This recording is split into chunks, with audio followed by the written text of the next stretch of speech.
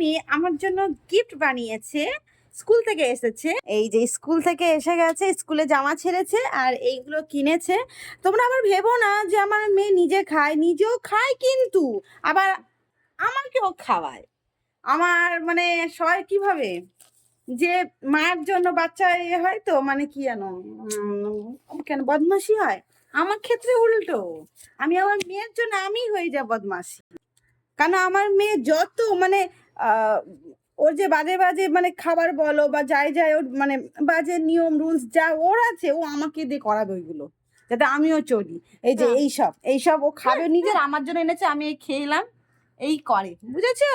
আর কি এনেছে দেখি গিফট, এখানে কি লেখা আছে? ফার্স্টের এখানে উপরে লেখা আছে মম ড্যাডি। আচ্ছা, এরা গ্রিটিংস কার্ড বানিয়েছে, লেটার মনে নাকি আমাদের।